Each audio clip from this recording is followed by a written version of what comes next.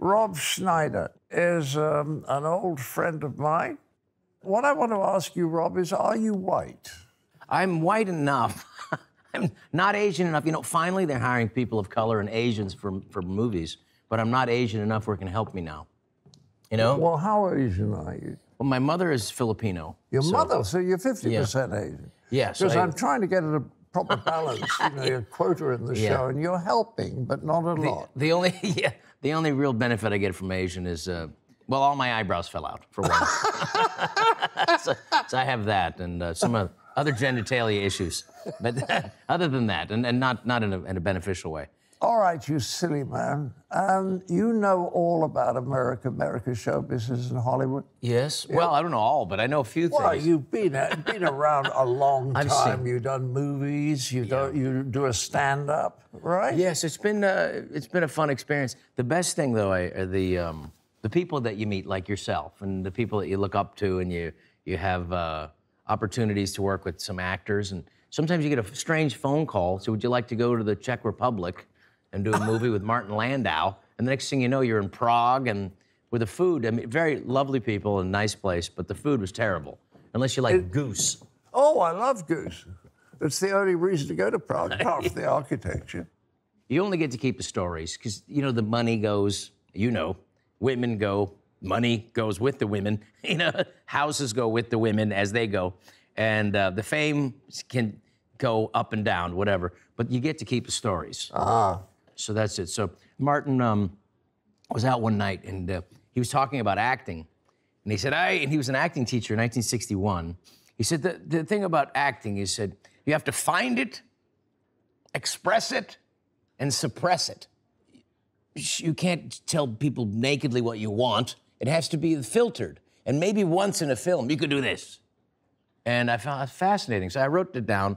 The next morning, he comes into we're both hungover. He comes into the makeup trailer. He says, "What did I say to you last night? It was the actual perfect summation of acting I've ever heard." And of course, I've ever heard, he says.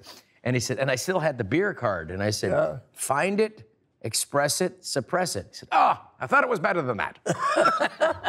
Because he was the guy, Martin Landau, North by Northwest, stepping on the hand of Cary Grant. Cary Grant.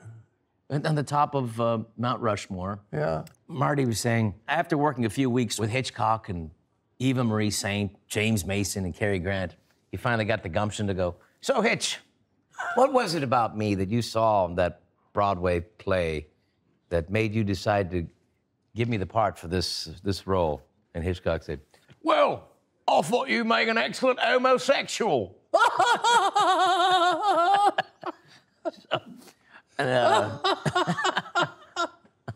What I loved about Hitchcock, you know, is that he was regarded as a very ordinary director. People thought he was good, nothing wrong with him, but nothing special about him. And then Francois Truffaut, great French director, wrote a book about him saying how good he was, and then everybody realized he was a genius.